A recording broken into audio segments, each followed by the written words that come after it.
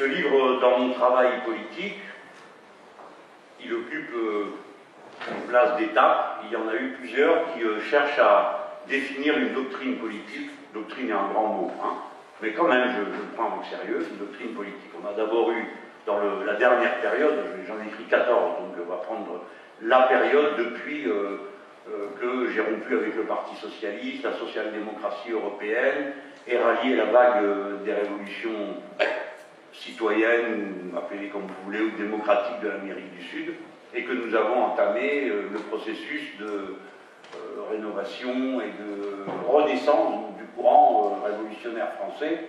Je dis français tel qu'il résulte de la longue tradition de la gauche en France, car la gauche n'a pas toujours été, je ne dirais pas réformiste, j'ose plus prononcer un mot pareil, puisque tout le monde sait que réforme égale se faire faire les poches. Mais disons, n'a pas toujours été une gauche d'aménagement du système. En vérité, elle ne l'a été que fort rarement dans son histoire, et d'une manière qui a rarement été appréciée.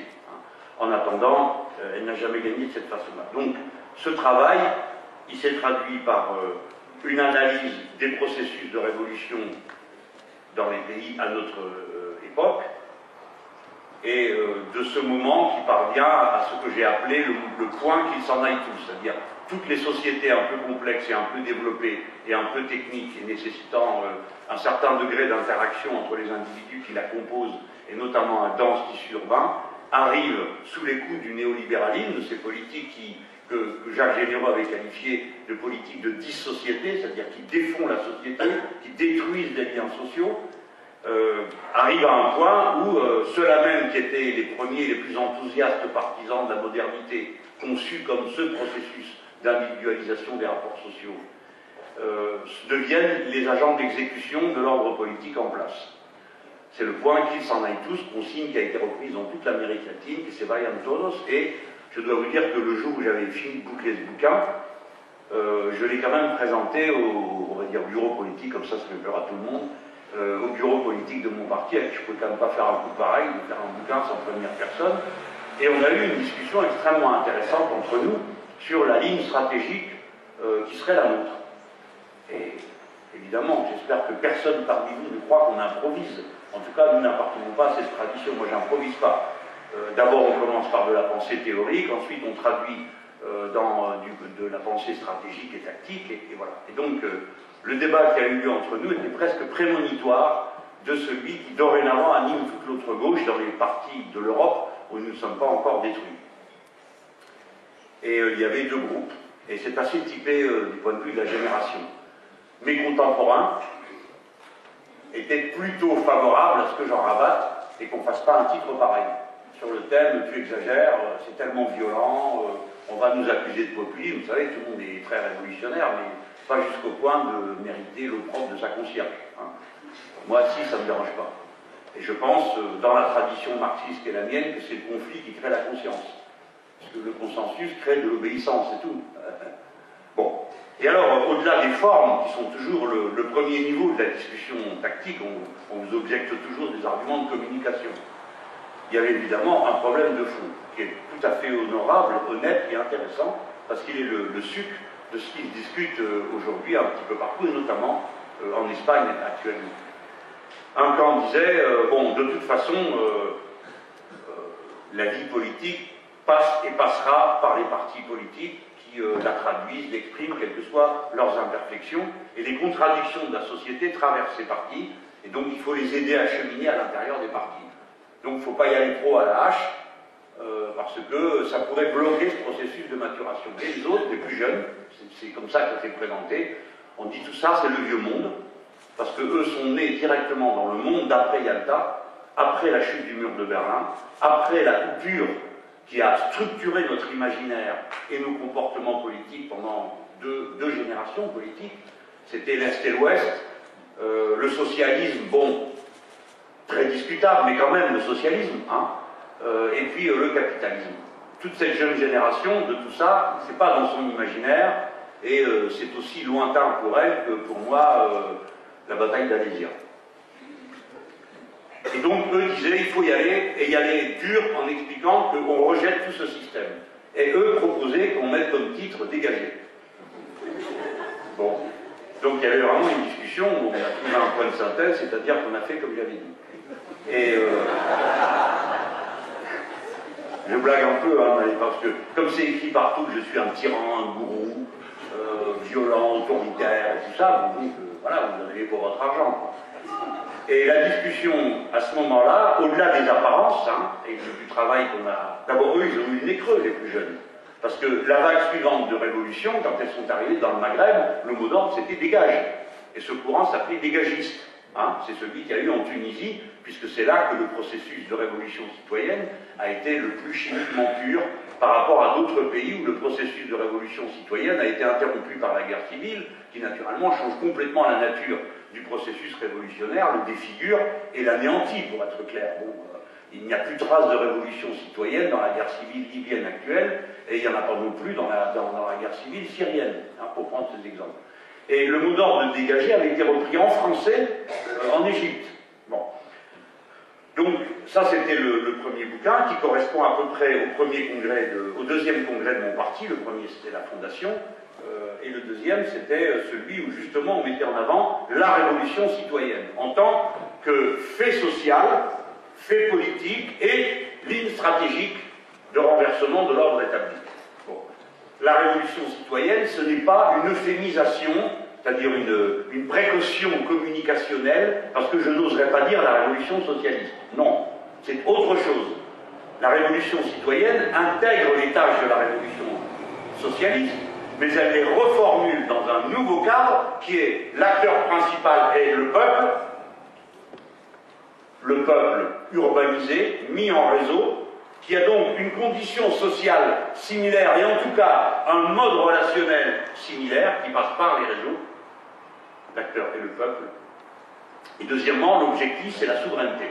Souveraineté sur soi, je veux décider de ma vie, je veux contrôler ce qu'il y a dans mon assiette, je veux contrôler ce que je respire, etc., etc., et souveraineté sur la société. À travers un processus particulier, qui est le processus constituant, qui fait que la multitude, avec ses destins différents, ses occupations diverses, parfois contradictoires, bref, les gens passent dans la rue, vous les regardez depuis haut, vous voyez des tas de gens, il n'y a pas de rapport entre eux, des gens descendent de l'ascenseur, bon, ils ont fait un trajet commun, vous pouvez faire des statistiques à la sortie, ça ne veut rien dire. Il y a un gars qui, pour donner un exemple de qu'est-ce que c'était qu'une statistique qui ne veut rien dire, il disait, à la sortie de l'ascenseur, on interroge les gens, comme on le fait dans la rue en face, et on demande combien il y en a qui sont divorcés. Et si on s'aperçoit que sont sortis de l'ascenseur plus de gens divorcés que dans la rue, on en déduit que l'ascenseur pousse au divorce. Voilà une manière de critiquer la pseudo-rationalité des chiffres qui me paraît amusante et intéressante. Bref, cette multitude devient un peuple, c'est-à-dire se constitue en tant qu'acteur politique à travers un acte politique bien précis, une constituante convoquée et qui réunit les délégués du peuple. Et que font-ils? Ils écrivent une constitution, c'est-à-dire qu'ils décrivent les droits qu'ils se reconnaissent les uns par rapport aux autres et les droits de la société. Et le respect de l'ensemble de ces droits constitue le devoir. Ça, c'est la pensée révolutionnaire. Hein. Ceux qui vous racontent que les devoirs précèdent les droits, vous entendez ça en ce moment, tiennent les propos qui sont ceux de la réaction depuis toujours. La première fois que ça s'est fait, c'est en 1795, on a voulu faire une constitution, on a dit maintenant il y en a assez des droits, hein, maintenant on va parler des devoirs. Et vous êtes toujours une bande de nazes qui dira oui, oui, c'est important. Et on recommence le même débat depuis 2 siècles. Hein. Non, les droits sont préalables, ils sont imprescriptibles, impartageables, innégociables, et notre devoir est de les respecter, voilà, et de les faire respecter. Donc, ça c'est la partie révolution citoyenne, mais ça reste une épure, avec l'épure d'un programme. Ensuite, j'ai fait sortir le bouquin qui s'appelle La règle verte, qui permettait de définir en quoi consistait ce que je décrivais comme un intérêt général humain, qui est la nouvelle référence, le cadre à l'intérieur duquel s'inscrit la révolution citoyenne. Pour les gens de tradition matérialiste, du matérialisme philosophique, du marxisme pour faire bref, l'intérêt général est un concept très discutable, c'est un concept idéologique. Et on disait dans le jeune temps, intérêt général, c'est l'intérêt du capital. Sauf que précisément aujourd'hui, l'intérêt général, c'est le contraire d'intérêt du capital. Parce que c'est l'intérêt du capital qui percute en permanence l'intérêt général humain, parce que le capital est productiviste, parce que le capital pousse à l'individualisation des rapports sociaux et à la perte de vue du fait que nous avons, quoi? Une dépendance commune à un seul et unique écosystème dans lequel la vie humaine est possible.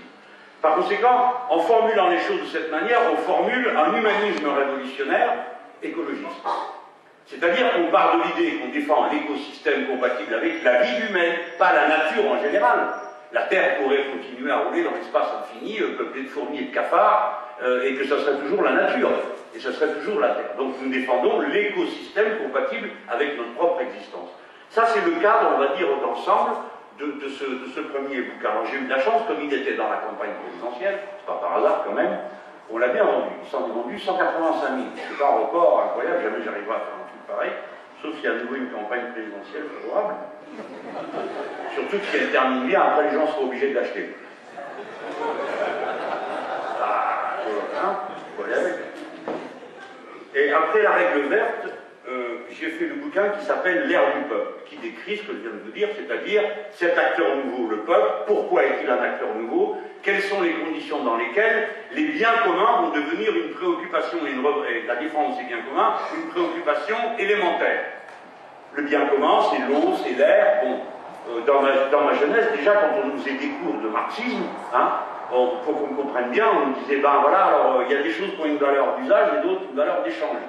Alors la valeur d'usage, quoi? Ben de l'eau. Oui, ben oui, c'est une valeur d'usage, tout le monde a besoin de boire. Est-ce que ça a une valeur d'échange? Ah ben non. À l'époque, non. Parce que de l'eau potable, il y en avait. Et il n'y avait pas besoin de payer pour en avoir. Aujourd'hui, pour avoir de l'eau potable, on paye.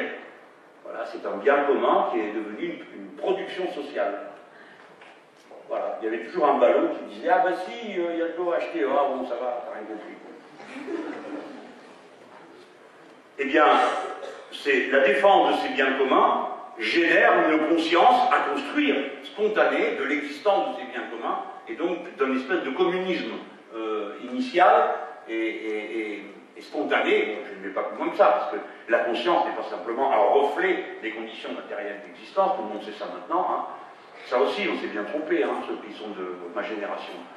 On prenait l'exemple, on est conditionné par l'ordre établi. Alors on prenait comme exemple Pavlov et son chien, sauf qu'on n'est pas des chiens, et que personne n'est conditionné. Nous adhérons avec enthousiasme aux normes dominantes, parce que nous sommes bourrés de publicité, nous sommes bourrés d'objets dont le mode d'emploi conditionne des relations sociales particulières, crée des désirs et des frustrations qui nous font adhérer au système. Nous voulons ressembler à ceci ou cela, être vêtus de telle ou telle manière, et surtout pour ceux qui sont dans cette salle, enfants ou parents ou grands-parents de la classe moyenne, vous savez que la classe moyenne n'existe pas. Ça n'a pas de statut social. Si ça existe par une chose, un niveau de revenu moyen et des consommations ostentatoires, qui vous décrivent dans votre appartenance à une catégorie sociale. Donc, la mécanique interne de la classe moyenne se définissant par des consommations ostentatoires pousse au productivisme. L'intelligence du système est de pousser à ça continuellement. Bref, dans l'ère du peuple, c'est ce mécanisme-là que j'essaye de décrire. Et là, j'arrive à quelque chose d'un peu plus compliqué, qui est la place de l'organisation politique des nations. Alors ça ne se présente pas comme ça, mais vous êtes venus pour participer à l'université populaire, donc je ne vais pas vous raconter de salade. C'est à ça, évidemment, que je voudrais que beaucoup de camarades réfléchissent. Je sais très bien comment ça commence. Hein. À peine le livre était-il sorti, que beaucoup de gens qui ne l'avaient pas lu m'ont immédiatement accusé de germanophobie. Parce que me balancer des sauts de bouillasse fait partie du truc. Quoi. Chacun a des intérêts différents, les socialistes, on comprend pourquoi. Il faut absolument qu'ils éliminent tout le monde avant l'élection présidentielle, parce qu'ils ne veulent pas qu'il y ait quelqu'un en face de François Hollande qui puisse lui tenir tête. Les poussières, ils veulent bien, mais pas quelque chose qui représente des millions de gens qui ont une pensée claire. Et nous, ça fait depuis 2012 qu'on travaille à construire, qui existe déjà, hein, une pensée claire, parce que beaucoup d'entre vous s'instruisent tout seuls, en lisant, en cherchant, en parlant avec les copains, tout ça, et puis on cristallise. Donc ça, c'est ça qu'il faut éliminer. Pour ça, comme pour l'instant, on a un porte-parole visible, en l'occurrence votre serviteur, il faut le démolir. Le démolir, quoi qu'il arrive, quoi qu'il dise, quoi que je fasse. Bon, ça fait partie de la lutte. Des fois, c'est très pénible pour moi aussi, parce qu'après on me dit, ah, t'as vu ton Mélenchon, ce qu'il a dit? L'autre, il n'a rien lu, il n'est pas au courant, il n'a pas compris la moitié des choses qu'on dit contre moi, mais ça fait rien, il répète, ça fait genre. Et ainsi de suite. Alors, je dis que je m'oppose à la guerre contre la Russie, on me réplique que on me repeint en putinien. Mais pourquoi serais-je putinien? Est-ce qu'il y a une raison pour laquelle je pourrais être putinien? Voilà. Est-ce qu'il y a une raison? On pourrait m'en citer une. Alors s'ils en ont trouvé une, je suis prisonnier de vieux archétypes anti-américains. Oh, c'est pas si vieux que ça. C'est pas un archétype, c'est une réalité. Les Américains constituent une puissance dominante, agressive, nocive, bellicide et antipopulaire. Et à l'heure à laquelle je vous parle, ils sont en train d'agiter leurs marionnettes en Équateur pour essayer de provoquer un coup d'État.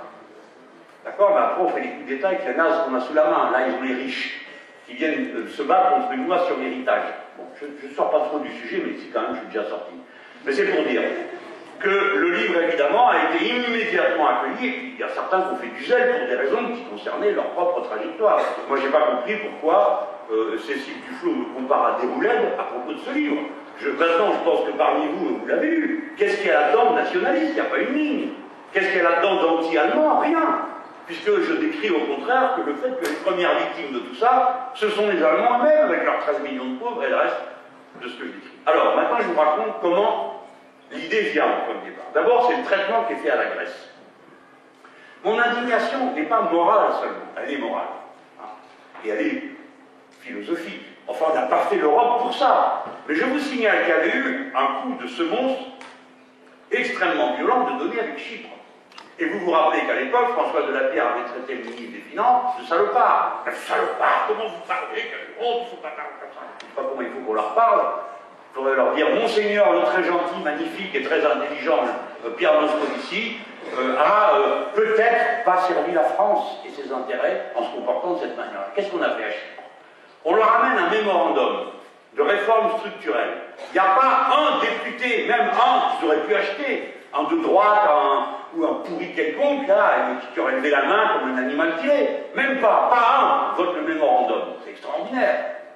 On leur impose de force le mémorandum en leur coupant les liquidités, c'est-à-dire Chypre n'a plus d'argent. Ça a été fait sous vos yeux, ça.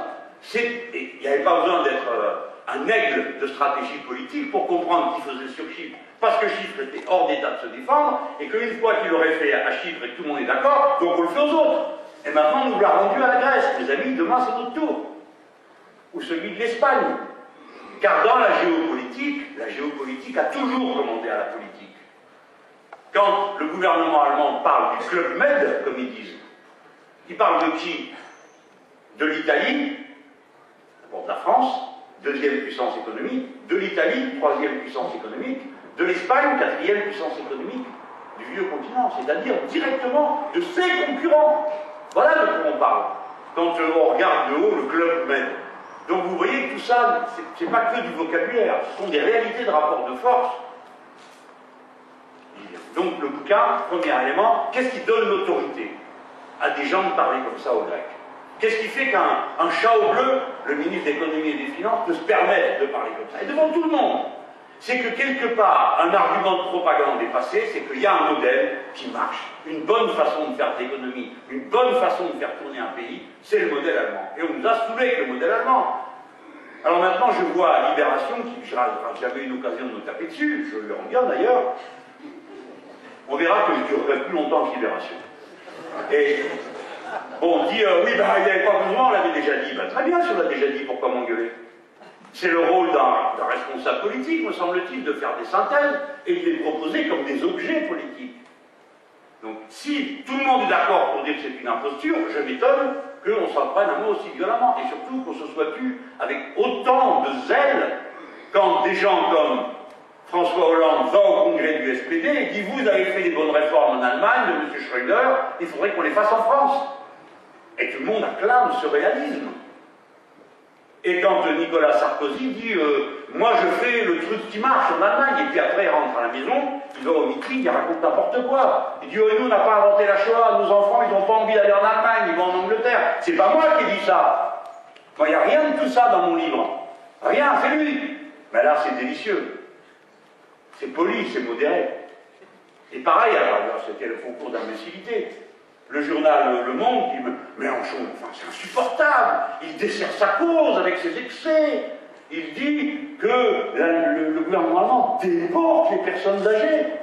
Mais oui, c'est vous qui avez écrit le journal Le Monde, c'est pas moi. Je l'ai lu dans votre journal. Et c'est un syndicaliste allemand qui a parlé de déportation. Voilà comment on retourne. Évidemment, pourquoi? Parce que ce que je mets en cause, moi, à travers le modèle allemand, c'est le modèle capitaliste, productiviste. Eux, ils veulent bien dénoncer tout ce qu'on veut, sauf ça. Et si vous touchez au modèle allemand, vous touchez à la logique d'ensemble du modèle de construction européenne et de ce qu'ils essayent de faire dans chacun de leurs pays. Ce qui donne de l'autorité à un chat au bleu et aux autres, c'est qu'on pense que le système marche. Donc, premier élément, ceci est un objet de décontamination, désintoxication. Donc, quand j'ai fait, je vais vous raconter comment j'écris mes livres, je fais un plan. En général, je commence par écrire des trucs dans mon blog, et puis quand je chante ces murs, hop, ça y est, je fais une synthèse. Je fais un plan, on découpe en chapitres, on en ramasse des fiches, on fait tout ce qu'il faut, et puis à la fin, moi je rédige. Et puis, quand j'arrive à la fin, je décide, des fois je change complètement l'ordre. Hein. Alors je pose mes piles par terre, et je les change de place, parce que j'y arrive pas dans l'ordinateur avec le cadran, l'écran, qui est trop petit. Et donc je me suis dit, moi, normalement, lors de l'exposé logique, c'est je commence par vous expliquer ce qu'est le cœur de la politique du gouvernement allemand et pourquoi et comment. Et après, bon, j'ai commencé à l'inverse, j'ai commencé par l'écologie, pour vous montrer le bilan désastreux de tout ça. Alors évidemment, il y a un ton qui est moqueur. Le livre commence en disant, ceci est un pamphlet par un ouvrage savant. Parce que je suis modeste. Bon, j'ai emprunté beaucoup à des gens qui ont travaillé très sérieusement. J'ai emprunté à Guillaume Duval, qui a fait le bouquin le Made in Germany, et j'ai emprunté beaucoup à Bruno Audin, qui est un journaliste de l'humanité, qui est vraiment le spécialiste le plus intéressant et le plus percutant des relations sociales en Allemagne, et puis plein d'autres choses un petit peu partout. Dans les livres des uns et des autres, je reconnais que c'était une recherche intéressée. Je cherchais ce que je voulais trouver, comme disait Picasso. On ne cherche pas, on trouve. Donc je commence par l'écologie pour vous montrer, parce que bon, ça part d'une image un peu piquante, on s'imagine les Allemands en train de respirer l'air pur dans leur forêt de sapin qui viennent astiquer que leur bagnole, hein, et j'ai dit, bah tout ça, c'est les gens, ça n'existe pas. Bon, voilà le bilan du modèle écologique allemand. Ben, c'est l'agro-business, c'est quand même eux les inventeurs des systèmes d'élevage de masse, des fermes de 1000 vaches, et ainsi de suite. Pour vous dire, je vous raconte quelque chose qui est presque un secret de fabrication. J'avais mis les vaches en camp de concentration. Et nos collaborateurs m'ont dit, tu ne peux pas faire ça. Parce que ça va encore faire des histoires qu'on ne va pas contrôler, donc il faut mettre autre chose. Bon, très bien, on enlève. Je comprends que ça puisse choquer, donc je comprends que ça puisse vraiment choquer. Donc j'ai mis les vaches en boîte à sardines. Apparemment, ça choque moins. Les sardines n'ont pas tant d'avis que ça, finalement. Bon, bref, ou personne n'en a dans sa famille. Voilà. Alors, je montre le rôle de l'agro-business, je montre comment c'est eux les inventeurs du manger dégueulasse, la malbouffe à pas cher, quelle boîte ça concerne, et puis je montre le poids de l'industrie chimique allemande, où ils ne se sont même pas donné le mal de changer ni les propriétaires, ni les noms, ni les actionnaires, de ceux qui avaient inventé tout ce qui a servi à tout ce que vous savez pendant la guerre. Et ce sont les deux grands groupes chimiques allemands qui, aujourd'hui, sont ceux qui poussent aux OGM. C'est eux qui ont fait pression jusqu'à ce que l'Europe autorise les OGM. Parce qu'ils mettent des cultures OGM en circulation qui nécessitent des quantités qui, en quelque sorte, libèrent l'usage des pesticides. Alors nous, on entend dire, ah ben non, on fait des OGM pour qu'il n'y ait pas de pesticides. Erreur totale. Ils font des OGM qui rendent certaines espèces résistantes aux pesticides. Ce qui veut dire que les autres ne le sont pas, donc on les arrose à mort. Et quand on les arrose à mort, on ne détruit pas sa propre culture. Ça, c'est ça le système. Bon, je vais aller vite parce que sinon il y en a pour 2 heures. Mais c'est donc, premier élément, les éléments du vécu. Et puis évidemment, je prends le fait qu'ils ont arrêté le nucléaire pour passer au charbon. Et le charbon, le pire de tous, le limite. Qui fait qu'aujourd'hui, c'est l'Allemagne qui est le premier émetteur de CO2 de toute l'Europe. Le deuxième échec, la deuxième imposture, hein, donc ce n'est pas un modèle écologique d'organisation de la société, ce n'est pas non plus un modèle social. Mais ça c'est pareil, ils ont du mal à le croire. Vous leur dites, ils ne le croient pas. Quand je dis qu'il y a des jobs à 1 euro en Allemagne, il y a plein de gens qui ne croient pas que c'est vrai. Ils croient que j'exagère. Non, à 1 euro. Si vous avez refusé une offre d'emploi, vous êtes obligé, sinon vous perdez toutes vos prestations sociales, d'accepter un job, fût-ce à 1 euro. Et il y a des jobs à 1 euro. Vous allez travailler pour 1 euro de l'heure. Voilà. Évidemment que ça provoque un effondrement de la rémunération moyenne, et c'est comme ça que vous pouvez avoir dans le même pays des gens qui viennent faire tourner des abattoirs à 3 euros de l'heure, des gens qui à côté travaillent à 1 euro, et des 12 millions de pauvres, incluant dedans la moitié de travailleurs pauvres. avec des salaires à 450 €. Vous regarderez sur les petites bandes, mes camarades ont fabriqué des choses très excitantes, des petites vidéos un peu provocantes, et on voit une brave dame, parce que c'est une jeune femme d'ailleurs, elle est là, elle dit bon, ben, moi ça fait 5 ans que je travaille là, bon, je suis contente, mais j'estime que quand même je pourrais être un peu augmenté, parce que je gagne 450 € mensuels, et bon, pour le nombre de... Vous n'en revenez pas. Elle travaille pour 450 €, elle est contente d'avoir du boulot et d'avoir 450 €. Il y a une espèce de discipline qui a été inculquée, que les gens font, supportent n'importe quoi. Évidemment, c'est l'emploi féminin qui est le plus maltraité, c'est dans toute l'Europe, mais là, ça prend une tournure particulière, parce que dans les chèques, là, j'évoque très rapidement le niveau de la rémunération sociale, on va expliquer comment ça s'est fait, mais l'autre échec, c'est évidemment, à quoi vous jugez du succès d'une société? Si vous êtes les marioles de commentateurs économiques de la radio, de la télé, de la presse écrite, c'est ils ont vendu des grosses bagnoles, des voitures, des machines-outils, parce que le but dans la vie, c'est de vendre des voitures et des machines-outils. Vous-même, la nuit, vous vous couchez en disant comment je vends des bagnoles et des machines-outils. Le dimanche, vous êtes là, nostalgique, pensant aux bagnoles que vous allez vendre. Qu'est-ce que c'est que cette vision du monde? Il y a des petites choses simples, des petits bonheurs simples. C'est justement cela qui sont refusés. Et moi, je continue à considérer que le problème de la natalité a à voir avec l'idée qu'on se fait du futur et du bonheur. Alors, comme on m'a posé toutes les questions, y compris les plus offensantes, on m'a aussi dit « Ah, vous êtes devenu nataliste !» En quoi vouloir avoir des enfants, c'est être nataliste? Non, être nataliste, c'est obliger les gens à avoir des enfants quand ils n'ont pas envie, surtout les femmes, hein, ou vouloir, je ne sais pas quoi, fixer des quotas de nombre d'enfants par femme. Avoir des enfants, ça paraît être une aspiration que tout le monde ne partage pas, mais qui est assez naturelle. Et vous avez le droit de vous interroger dans une société, il y a plus de gens qui meurent que de gens qui naissent. Alors c'est ça leur situation. Et c'est pas moi qui le dis, c'est eux. À la une de Spiegel qui dit une nation est en train de mourir, parce qu'à chaque fois qu'ils ont des statistiques, c'est déplorable. Et quand vous regardez ce que le standard de vie moyen, là je persiste, hein, mais avec bonheur, ben voilà, tous les ans il y a 25 000 jeunes Allemands qui quittent l'Allemagne. Pourtant c'est le pays le plus riche, il y a du boulot pour tout le monde, nanana. Mais bon, apparemment ça leur convient pas. D'accord, j'ai exagéré. J'aurais pas dû dire, mais personne n'aurait fait attention à ce que je disais, comme je l'ai dit une fois, j'ai dit qui a envie d'être allemand? Pas les Allemands eux-mêmes, ceux qui sont s'en vont, et les autres qui naissent pas.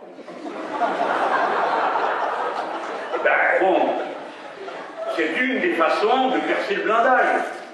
Vous faites une blague comme ça, alors il y a eu ma photo partout dans la presse allemande pour que tout le monde comprenne bien, alors j'ai les cheveux comme ça sur la tête, j'ai la bouche ouverte comme ça, et les mains empochées, je sais pas où ils m'ont eu comme ça, mais c'est pas facile à faire. Alors comme ça, tout le monde comprend bien, même l'imbécile de base, il comprend que je suis vraiment un Français dégoûtant, et en rouge, des trucs. Alors, c'est un problème que ce rapport à soi-même et à la vie en commun. Après, la question des personnes âgées, alors on me dit, mais en France, c'est pas mieux. Si, mais c'est pas le sujet. Je ne fais pas un bouquin sur la France, je fais un bouquin sur le modèle qu'on nous propose. On a compris qu'en France, rien n'est bien, tout est de travers, le peuple est incapable, ce sont des feignants qui se la coulent douce, avec des avantages sociaux qui vont à Pôle emploi ramasser des indemnités colossales en échange du fait qu'ils ne fichent rien. Ça, on le sait. D'ailleurs, on nous le répète tous les jours, donc comme ça, on est fixé. Et là, c'est un bouquin sur le modèle. Donc, si c'est un modèle, pour moi, c'est pas un modèle, une société où il n'y a pas d'enfants et où les personnes âgées, on ne peut pas les accueillir, on les exporte. C'est pas moi qui ai dit exporter, c'est le monde. Et le syndicaliste allemand a dit qu'on les déporte. Et il dit, c'est pas juste d'envoyer à l'extérieur les gens qui ont construit le pays et la richesse telle qu'elle est là. Là aussi, j'essaye d'aller le plus vite possible. Pour moi, donc, ça, ce sont des signaux d'un échec. Je ne suis pas d'accord avec ce type de société, et comme je ne pense pas que ce type de société soit lié à une espèce d'essence allemande, c'est pas lié au fait que parce que les gens sont allemands, donc ils n'aiment pas les enfants, donc ils ne s'occupent pas des personnes âgées, etc. C'est parce que c'est un système économique et social que je vais décrire, et je vais dire voilà pourquoi c'est comme ça. Et dans le modèle que vous nous proposez, voilà comment les gens sont traités. Donc vous voyez bien que c'est le contraire d'un discours ethniciste ou nationaliste ou germanophobe. C'est le contraire. Ça met au contraire en avant ce que nous avons en commun, notre commune humanité. Enfin, l'échec économique. Là, c'est plus dur encore. Parce que dans tout ça, en gros, et d'après la propagande de Mme Merkel, ça serait dû aux travailleurs allemands qui travaillent dur pendant que les autres la coulent douce. Et vous la voyez, elle, qui n'est pas gênée du tout de critiquer les autres, il n'y a pas un chef de gouvernement qui oserait faire ça, qui au congrès de son parti dit ah ben c'est pas normal, que bon, on travaille beaucoup et on part à la retraite plus tard, pendant qu'il y en a d'autres qui travaillent moins et qui partent à la retraite plus tôt. Le Portugal, l'Espagne et l'Italie et la Grèce devraient faire des efforts. C'est inouï. Vous imaginez, moi, pour 10 fois moins que ça, je me fais traiter de tous les noms. Mais elle peut, c'est charmant, c'est vrai, sauf que tout est faux. Et je vais vous dire, c'est tellement faux que je suis de mauvaise foi. Parce que quand on regarde le nombre d'heures travaillées par salarié, et qu'on compare ça, je me permets de vous le dire, ça ne veut rien dire. Parce que c'est quoi le modèle? Ceux qui travaillent le plus sont les plus gros bosseurs? Non, c'est ceux qui ont les moins bonnes machines.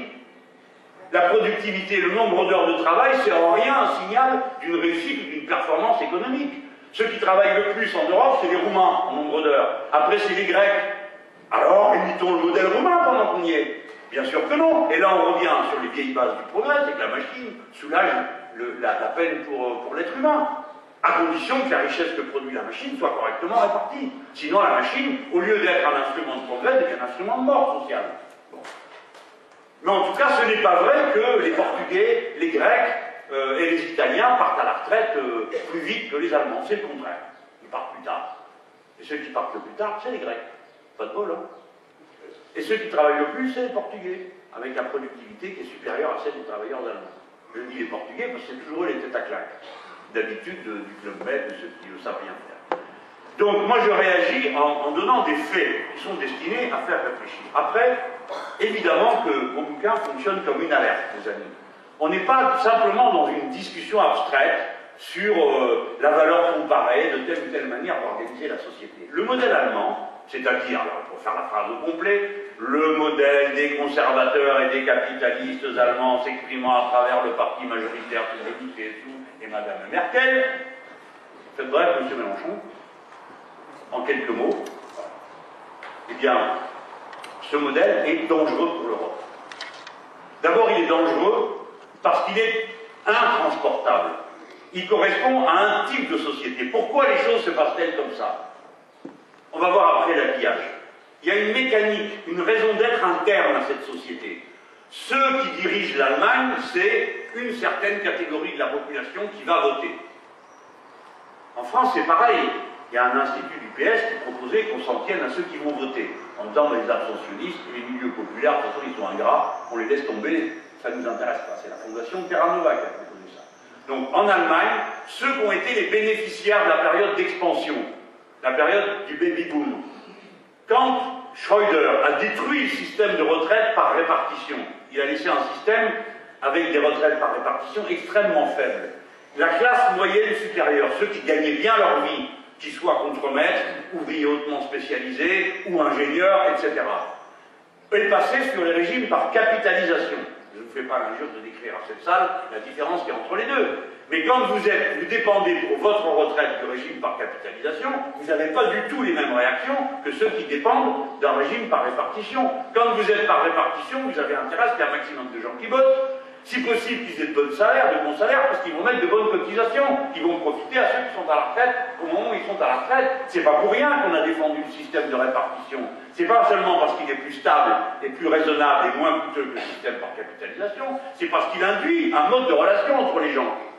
Le système par capitalisation, c'est l'inverse. Il faut à tout prix que les boîtes dégagent le plus possible de profit pour le donner en dividende, pour que ça vous vienne dans votre pension, ça ne tombe pas du ciel.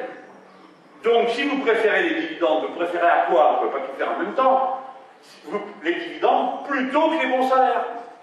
Les dividendes plutôt que l'impôt, qui sert à payer les équipements collectifs. D'où, deux conséquences, les salaires tassés et bloqués, les investissements et les impôts évidemment bloqués ou à la baisse, et donc les investissements en très mauvais état. L'Allemagne est un pays en très mauvais état pour ses investissements publics, routes et ainsi de suite.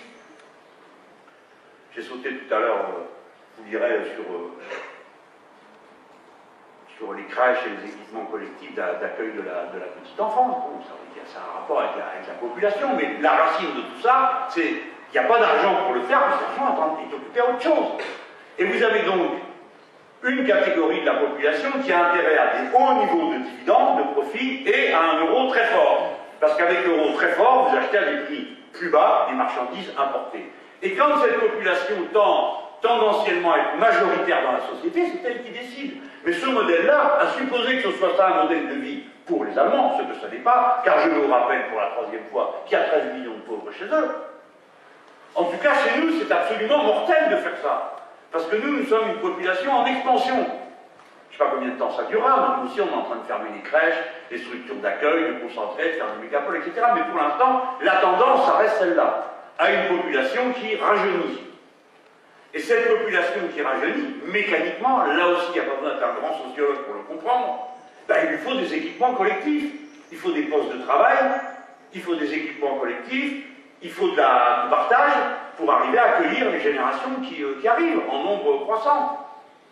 Donc il faut beaucoup de renouveau. Et puis comme nous sommes confrontés à la crise écologique, il faut du renouveau des machines, des process de production, pour que tout ça soit conforme à la règle verte, parce qu'un jour ou l'autre, il faudra y venir. Donc vous voyez bien que si on transpose le modèle allemand, qui, un, ne fonctionne pas en tant que modèle de vie sociale décente, deux, qu'on l'applique à un pays qui a les besoins exactement inverses, vous voyez forcément ce que ça va produire. Et bien ça le produit, c'est-à-dire des tensions sociales d'une violence extraordinaire, que le système amortit en désignant comme ennemi l'autre, l'étranger, et en ethnicisant tous les conflits sociaux. C'est-à-dire c'est l'ethnicisation qui occupe le premier plan de la querelle publique. Ce n'est plus la répartition, ce n'est plus la politique publique. Le problème, c'est l'islam. Voilà. Alors, suivant les pays, ça dépend. Ici, c'est l'islam. Si vous montez un peu plus haut, c'est les Roumains. Chez les Roumains, c'est les Hongrois. Chez les Hongrois, c'est les Roumains, etc., etc., etc. Cette violence, vous pourrez dire, bon, après tout, ça pourrait s'amortir si les gens étaient raisonnables. Mais au nom de quoi ça serait? Car cette méthode politique a un point d'appui au départ. Ils ont essayé à un endroit. Ça s'est passé au moment de la réunification. Et on ne s'en est pas occupé, nous tous. On a dit, bon, c'est une histoire d'Allemands, ils s'arrangent entre eux. Bon, on a toussé quand ils ont dit qu'un marque de l'Est valait un marque de l'Ouest, parce que c'était pas vrai, et que tout le monde savait que ça déclencherait une inflation terrifiante, que de mettre une masse pareille de monnaie en circulation, sans contrepartie matérielle. Et comme il y aurait de l'inflation, et bien comme la structure de la population allemande était déjà scalée, il fallait garantir la stabilité de la monnaie, donc ils ont monté les taux d'intérêt de la Banque centrale allemande, parce que l'inflation commençait à être 4, 5. Hein. La meilleure inflation, si vous avez acheté votre maison, c'est 10. En 10 ans, la dette est réglée. Bon, bref, ça c'est un truc pour les petits. Parce qu'ils vous disent tout le temps que l'inflation, ça fait surtout pâtir les petits. Oui, oui, mais il y a aussi il y a du bon là-dedans. Bref, tous les pays d'Europe ont dû suivre la Banque centrale allemande. Puisqu'elle augmentait ses taux d'intérêt, il fallait suivre, parce que sinon, ce sont les réserves de la France qui seraient parties. Donc nous, on s'est retrouvés à élever des taux d'intérêt, à ralentir le cycle économique, uniquement parce qu'on suivait quelque chose qui avait été décidé en Allemagne, avec déjà un exercice de monnaie unique qui vient directement enfoncer la logique économique, qui était un décalage de productivité et d'organisation du travail entre les deux morceaux, qu'évidemment l'Allemagne de l'Est est instantanément tombée à genoux. Alors il y en a qui ça rajoute. Oui, ben c'est le communisme. Non, ça n'a rien à voir avec le communisme, mes chers amis. Le niveau d'organisation et d'équipement de l'Allemagne de l'Est, vous le mettriez dans certains pays aujourd'hui, ça ne ferait d'eux des pays riches. C'est pas le sujet. C'est comment le circuit commercial a été fait. Et là, les dirigeants capitalistes allemands ont découvert quelque chose à quoi ils n'espéraient pas eux-mêmes accéder. Ils ont fait un groupe qui s'appelle Treuhand, et puis ils se sont retrouvés là-dedans. Il n'y avait que des capitalistes, pas un seul syndicaliste. Ils se sont appropriés, on leur a approprié la totalité de la propriété publique, des commerces et des industries. Et ils ont décidé tout seuls ce qui fermait, ce qui ouvrait, ce qui vendait, ce qui rachetait. Et 25 ans après, alors sans aucun compromis social, évidemment, ils ont passé tous les acquis sociaux à la moulinette. Et il y avait des acquis sociaux de l'Allemagne de l'Est. J'espère que vous ne pensez pas que c'était un bagne où les gens allaient au travail à coups de fouet. Bon, c'était une société, l'Allemagne de l'Est. On peut la discuter, la critiquer, mais c'est une société. Elle a été intégralement détruite. Et notamment, tout ce qui tenait à la conciliation de la vie professionnelle des femmes avec la maternité. Et pour ce qui est des compromis salariaux, terminé. 25 ans après la réunification, les travailleurs d'Allemagne de l'Est ne sont toujours pas payés comme ceux de l'Allemagne de l'Ouest. Et on ne peut pas dire que c'est à cause du retard productif, parce que précisément comme le capital a été renouvelé dans l'Allemagne de l'Est, c'est là que se trouvent les machines les plus performantes, puisque c'est les plus récentes. Bon. Mais le modèle d'annexion de l'Allemagne de l'Est, je sais que le mot choc quand je dis annexion, parce qu'on dit, ben, non, tout ça c'est l'Allemagne. Mais toutes les amis, calmez-vous. L'Allemagne, c'est un pays très récent. Ça date de 1870 et son unification s'est faite dans la guerre contre les Français. Bon. C'est pas évident que ça fasse un seul pays. D'ailleurs, eux-mêmes ne trouvent pas ça évident. La preuve, ils ont des Länder. Et si vous croyez que les Länder, c'était pour faire du Hollande avant l'heure, non, vous vous trompez. C'est tout simplement parce que ça correspondait à ce qu'était la façon avec laquelle s'est constituée la nation allemande, qui est une addition de principautés, d'évêchés, de villes d'État, etc., etc., et ça continue. Et quand aujourd'hui on dit aux gogos, oui, nous allons faire 13 régions pour faire comme les Länder, ça ne veut strictement rien dire. Les régions françaises actuelles, les 21, sont en surface plus étendue que les Länder allemands. Donc on fait du bruit avec sa bouche pour impressionner les gens. Ah, c'est l'Allemagne, ah, c'est sérieux, Deutsche Qualität. Ça, c'est sûr que s'ils le font, c'est que c'est bien, ça doit être sérieux. Alors, ce modèle d'annexion de l'Allemagne de l'Est a ensuite fourni la matrice pour tout le reste. C'est-à-dire qu'à mesure que les pays de l'Est changeaient de régime, une révolution s'est produite dans tous ces pays de l'Est. C'est une révolution quand vous changez l'ordre de la propriété, massivement, hein, la propriété collective devient de la propriété privée. Que vous changez l'ordre juridique et que vous changez l'ordre institutionnel, ça s'appelle une révolution. Sauf que là, ça s'apparentait à une contre-révolution. C'est une révolution. Imaginez-vous maintenant, je laisse de côté tous ces aspects-là. Je regarde qu'une chose. Vous aviez des pays qui étaient intégrés à l'intérieur d'une économie globale, qui était le Comecom, qui était le marché commun communiste, hein, avec la Russie. Donc tous les circuits commerciaux, l'organisation de je produis, puis j'amène des pièces à tel endroit, puis c'est vendu à tel autre, j'assemble, etc. Toute cette organisation commerciale, productive, de transport, c'est tout ça qui, dans le modèle de l'annexion, doit être détruit pour être inversé. C'est tous les circuits économiques de ces pays qui allaient vers la Russie et en échange avec les pays du Comecom, qui doivent être retournés pour être vers l'Allemagne. C'est ça que décrit Guillaume Duval dans son bouquin Made in Germany. Il montre comment tous ces pays sont mis à contribution pour préparer des pièces détachées qui sont ensuite assemblées en Allemagne. Alors elles sont produites à des tarifs horaires que je ne fais pas l'injure de vous décrire, et ensuite ça arrive en Allemagne, où en effet les usines d'assemblage de haut niveau, et se concentrent. C'est là où sont concentrés les syndicats qui obtiennent les meilleurs résultats salariaux pour les salariés, et c'est toujours ça qu'on vous met en avant. La prime dans l'automobile, la prime dans la machine-outil, c'est bien tout le reste. Et tout le reste, ils ne font pas que des machines, outils et des bagnoles en Allemagne. Il y a plein d'autres choses, il y a des commerces, il y a plein de choses. Alors là, effondrement des salaires en moyenne. Donc vous voyez tout ça, une cohérence. C'est pas une affaire de drapeau, c'est une organisation. Et voici ce que j'ai à dire aux camarades. Vous ne pouvez pas dénoncer le productivisme, le capitalisme. On m'a dit 10 fois, est-ce qu'on ne doit pas plutôt dire que c'est le capitalisme? Oui, on peut dire que c'est le capitalisme, mais à ce degré de généralité, on n'a rien dit. On peut dire que c'est le capitalisme, c'est l'égoïsme, oui, là c'est l'humanité, quoi. Ça ne veut plus rien dire. L'ordre du monde, et l'ordre notamment du capitalisme, a toujours été un ordre hiérarchisé. Le capitalisme ne fonctionne pas sur un plan horizontal. À la fin, il faut un emprunteur final, il faut un débiteur final. Donc aujourd'hui domine la structure capitaliste mondiale les États-Unis d'Amérique, parce que leur monnaie sans contrepartie matérielle sert à tous les échanges du monde, jusqu'au jour où ça s'arrêtera et où tout s'effondrera, parce qu'il y a des milliards de feuilles de papier-monnaie qui ne correspondent à rien, à aucune production aux États-Unis d'Amérique.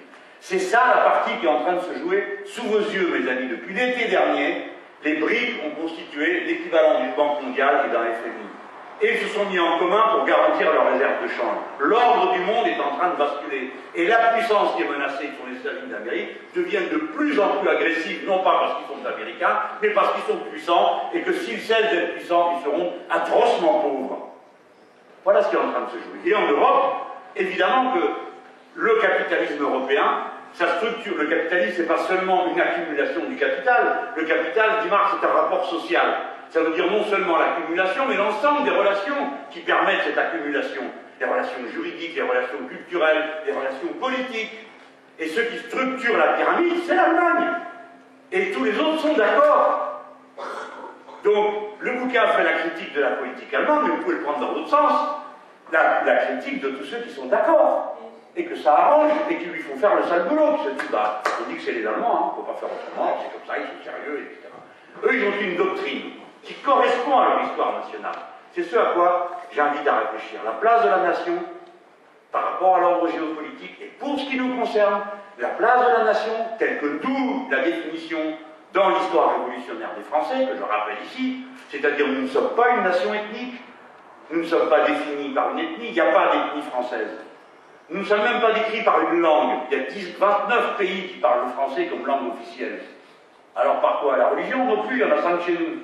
Qu'est-ce que ça peut bien être? Qu'est-ce qui fait qu'on est français? Un document administratif, la carte d'identité.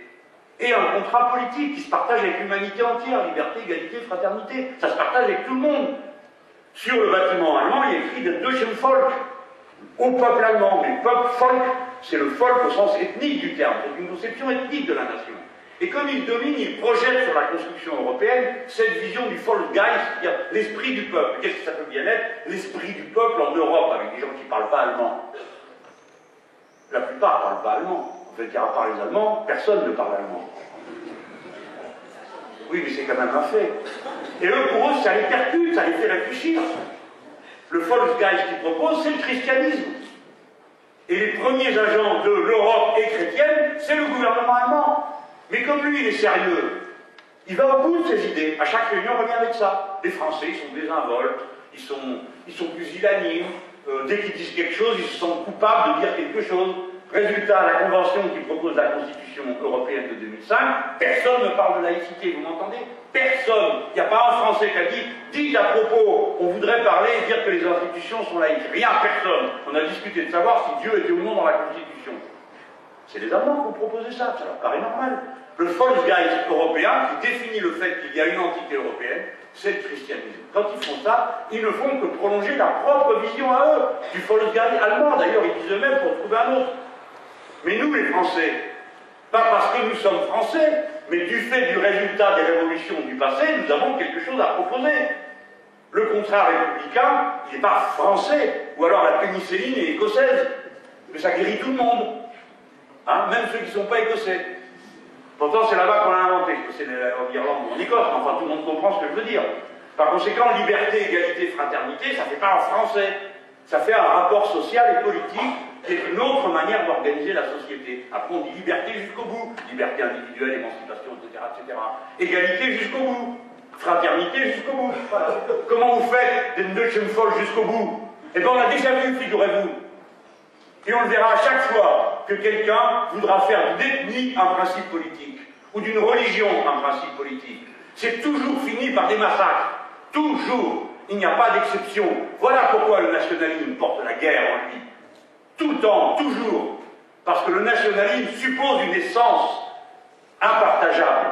Seul le républicanisme révolutionnaire ne propose pas une essence, et propose au contraire le partage. Voilà pourquoi j'ai pas de mal, moi, à dire que là, le cœur de la stratégie révolutionnaire, c'est de faire exploser tout ça. Mais il faut y aller sur la critique culturelle, pas seulement se contenter de dire c'est le capitalisme le problème. Non, c'est pas que le capitalisme. C'est tous les mécanismes qui font consentir à cet ordre injuste. Et dans les mécanismes qui font consentir à cet ordre injuste, il y a l'ordre culturel. Il y a la perception qu'on a de soi, la définition que les individus ont d'eux-mêmes, la philosophie qui est portée par leurs institutions politiques. Voilà pourquoi le premier acte, le premier remède, c'est que le peuple lui-même décide qui il est à travers un processus constituant. Car quand vous faites un processus constituant, il n'y a plus rien qui est vrai. Tout est en débat. Tout est remis à zéro. Il faut parler de tout. Est-ce qu'un homme et une femme ont des droits égaux? Est-ce que, par exemple, ce cas revient toujours à ça, à la fin.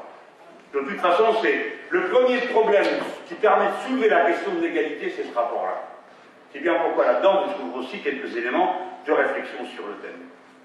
Alors les Allemands, le gouvernement allemand, la réaction allemande a une doctrine. Ça s'appelle l'ordolibéralisme. Donc le Volksgeist, c'est le christianisme, et l'organisation politique, c'est l'ordolibéralisme. Beaucoup d'entre vous ne savaient pas que ça s'appelait comme ça, mais ils savent de quoi il s'agit.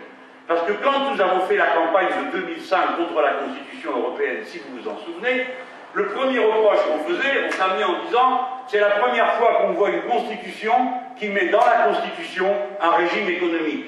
Et on disait il y a que deux exceptions à ça, l'URSS et l'Iran. Vous vous en rappelez? Moi je me rappelle, ça a commencé comme ça. Et on disait on ne voit pas pourquoi on met dans la constitution la liberté du commerce, ou plus exactement la concurrence libre et non faussée. Parce que comme on s'entend ni sur libre ni sur non faussé, cette phrase ne veut rien dire d'autre, sinon d'affirmer le primat de la marchandise sur l'être humain et la réflexion politique. L'ordolibéralisme, c'est ça. C'est séparer la politique de l'économie. On fait semblant. On dit, ah mais là, dans l'économie, c'est des lois de la nature, il ne faut pas y toucher. Par exemple, la concurrence libre et non faussée. Par exemple, l'ouverture du marché. Par exemple, le refus du protectionnisme. Ça, c'est des choses, discutez pas. Règle d'or. On la met dans la Constitution. Pas de déficit. Personne ne s'interroge sur le contenu d'un déficit, qui revient à dire que seul dans l'action publique, on n'a pas le droit de faire du crédit. Dans l'action privée, oui, mais pas dans le public. Et pourquoi, s'il vous plaît? Pourquoi? Vous voyez, à travers des... Alors, voilà comment ça s'appelle, l'ordolibéralisme. C'est ça que je mets en avant. Donc, ce que j'essaye de vous dire, c'est que c'est à ça qu'on va s'affronter. Et vous pouvez jouer du violon comme vous voulez, à la fin, vous êtes autour d'une table avec M. Charles-Bleu. Et vous vous appelez Alexis Tsipras. Et vous pesez 2% de l'économie de l'Europe. Et vous avez des gens qui prétendent vous sauter sur la tête. Et vous avez le journal Le Monde, qui est un journal modéré, comme vous le savez, puisqu'il est partisan de la guerre en Afghanistan, en Syrie, en Libye, au Yémen, au Mali, en Centrafrique, en Ukraine, en Géorgie et en Moldavie. C'est un journal modéré qui est partisan de 9 guerres. Et moi, je suis un excessif, agressif et enragé qui n'en veut aucune. Eh bien, vous avez ce journal qui vous titre à la une, M. Tsipras défie les Européens, parce que lui, les Asiatiques, Tsipras, donc c'est comme on comprend, il défie les Européens. Donc ces gens-là ont décidé une coupure. Vous voyez bien ce qui est en train de se passer. Mais maintenant, c'est eux qui sont pris à leur piège. Donc j'avais bien raison de vous dire que la force d'un pays, des fois, c'est sa dette. Parce que peut-être qu'ils croient qu'ils vont pouvoir se manger 320 milliards de dettes. Mes amis, alors ils vont vous faire peur en disant « Ah, vous faites tous 600 euros, la faute à qui ?» La faute à qui? Vous ne paierez les 600 euros que si on met la Grèce en défaut. Parce que comme il y a un mécanisme européen de stabilité financière, que la Banque centrale a racheté tous les types de dettes privées pour se les mettre dans sa poche, que ça lui rapporte 1,9 milliard d'euros qu'ils n'ont toujours pas rendus à la Grèce, parce que la Banque centrale n'a pas le droit de prêter à la Grèce, mais elle a le droit d'encaisser les dividendes des titres de dette de la Grèce. C'est pas mal, non, comme trouvaille? Eh bien, 320 milliards, il faudra les payer si vous mettez la Grèce en défaut, parce que c'est le mécanisme européen de stabilité financière. J'espère que vous vous en rappelez, parce que j'ai perdu un temps fou à vous expliquer ça en pleine campagne des présidentielles, si vous vous en souvenez. Hein. Voilà, pendant ce temps-là, de quoi parlait France 2 et toute la France? De la viande à l'Inde, parce que ça, c'est un sujet. Tandis que le mécanisme européen de stabilité financière, eh bien ça, c'était pas un sujet. C'est trop technique, ça fait suer 5% d'audience, gna gna gna gna. D'accord? Toutes ces questions, on a enfumé, roulé les gens, on leur a menti, on les a amusés avec des sujets angoissants, hein, comme la viande à l'âle, le fric molle et le reste dans les cantines. Eh bien, mes camarades, il faudra payer s'ils mettent la Grèce en défaut. Et tout d'un coup, ils s'aperçoivent qu'ils n'ont pas envie de payer et qu'ils ne veulent pas mettre la Grèce en défaut. Donc, Tsipras leur cède des trucs, par exemple le contrôle des riches. Il demande à l'Allemagne de rendre la liste des gens qui ont touché des pots de vin sur la vente des sous-marins, parce qu'au passage, on découvre qu'au premier plan de stabilité, tout ça, parce que les Grecs, ils dépensent plus qu'ils peuvent, etc., il y avait des sous-marins allemands dedans qu'il fallait qu'ils achètent, pour avoir droit à avoir les sous du FMI. Ok? Donc, maintenant ils en sont là, et là, c'est la comédie en ce moment, hein. On s'attend à un Grexit, eh bien allez-y, faites-le. Là, je vais finir, je vous raconte une histoire de la bouche du cheval, ou presque. Madame Merkel rencontre M. Xi Jinping, oui, qui est le président de la République populaire de Chine. Et ils viennent à discuter de l'Europe. Alors, on dit, vous avez des problèmes en ce moment? Oui, nous avons des problèmes, dit Madame Merkel. Alors, on va avoir l'Europe, la Grèce. Alors, nos économistes pensent que peut-être que la Grèce n'aurait pas dû intégrer l'euro. Et nos économistes pensent qu'ils devraient faire un effort. Et nos économistes pensent que sinon, il vaudrait mieux peut-être qu'ils soient, etc. Xi Jinping dit oui, c'est très intéressant, et ils vont tenir compte de ce que disent les économistes parce que c'est très intéressant, ils apportent beaucoup d'idées, donc ils vont tenir compte parce que c'est intéressant. Mais autre chose qui est très intéressant, c'est ce que nous disons nous. Et nous disons que nous avons 25% de nos réserves en euros, et nous n'avons pas envie que la géographie de l'euro change. Voilà pour les Chinois, autant pour les autres briques. Alors allez-y! Changez la géographie de l'euro. Allez, nous voulons voir comment vous allez vous y prendre.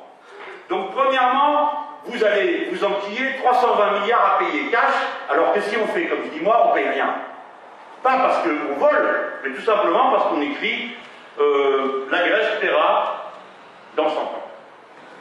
Donc, tous les papiers que vous avez, non mais attendez, écoutez-moi, c'est comptable. Tous les papiers que vous avez dans vos comptes, ils valent.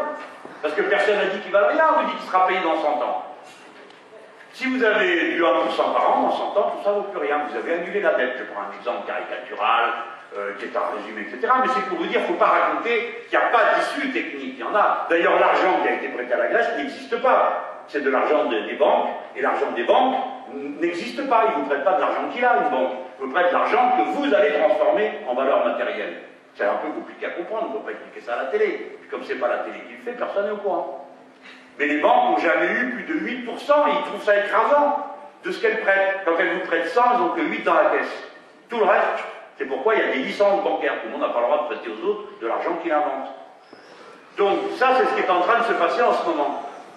Et ce sont les Américains qui aussi prennent peur, qui ont un intérêt à ça, mais qui disent, attendez, mais vous allez tout faire sauter si vous mettez l'euro en danger. Donc la suite va être très intéressante. Bon, moi il faut que j'arrête, parce que sinon je ne parle pas en 2 heures. J'ai déjà 1 heure de passer. Ça fait déjà 1 heure? C'est extraordinairement bref. Bon. Allez, maintenant vous avez la parole, et je vous demande de bien m'excuser, parce que je suis un peu parti dans des digressions. Mais je pense que ça aide à comprendre des matières qui sont un peu arides, hein, sinon. Et puis, bon, moi j'ai mis de l'humour dans ce livre. Hein. Alors, j'ai même vu dans le journal Le Monde que je vais.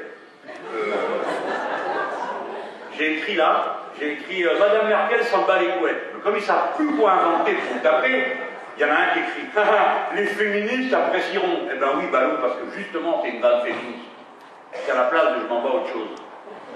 D'accord? Bon, ben voilà. C'est pour vous dire que j'ai essayé d'y mettre de l'humour pour que le livre se laisse lire. Et le plus beau compliment qu'on m'ait fait, c'est qu'on m'ait dit que ça se laissait lire. Hein. Parce que sinon, si vous n'allez pas acheter un livre de 10 € pour lire 200 pages de thèse sur le développement de l'Allemagne, et ainsi de suite. À la fin, vous verrez, ça vous plaît ou ça ne vous plaît pas, mais je l'aurais dit. Je raconte qu'il y a un fil rouge qui court l'histoire. Le fil rouge, il vient de loin dans l'histoire humaine, et en particulier dans l'histoire de l'Antiquité. La question a toujours été la même. Quelle est la légitimité d'un pouvoir?